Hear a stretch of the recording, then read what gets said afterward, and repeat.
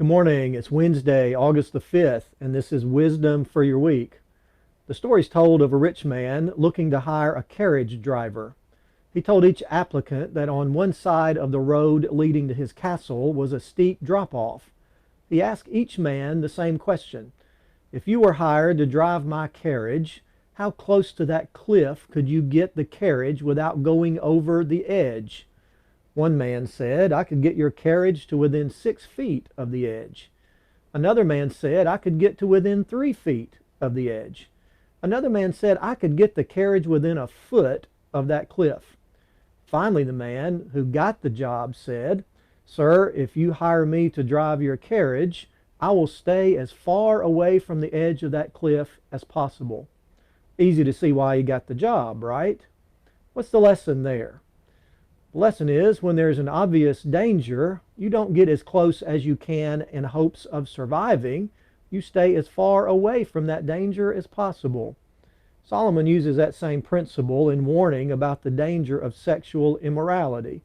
In Proverbs 5, verse 8, he spoke of a tempting woman, and he said, Keep to a path far from her.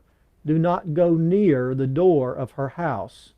Sexual temptation is like that cliff. It's a great danger. And the wise thing to do is not get as close as you can, but rather stay as far away from it as possible. Many a man has destroyed his marriage and his family and his career and his reputation by getting too close to the edge. He thought, I'm okay, it's no big deal.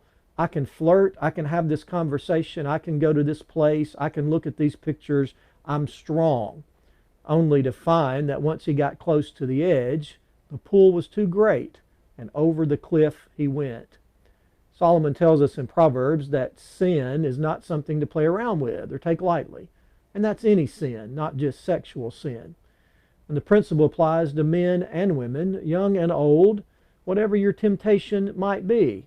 The wise thing to do is stay as far away as possible. If you're tempted by alcohol, stay away from it. Don't hang around with people who drink. Don't go to places where you'll be tempted to drink. If you're tempted by a particular person, remove yourself from any situation that would make it easy to give in to that temptation, even if it means ending that friendship or changing jobs. Better to lose a friend or a job than something more serious. How close can you get to temptation? That's the wrong question. The right question is, how far away can I get from temptation? And that's wisdom for your week.